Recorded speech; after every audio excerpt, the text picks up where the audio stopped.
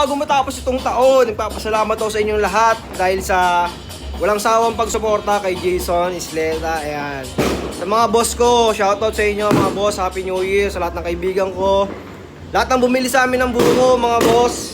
Salamat ng sobra kasi sold out yung buko namin kanina. Ibang klase kayo guys.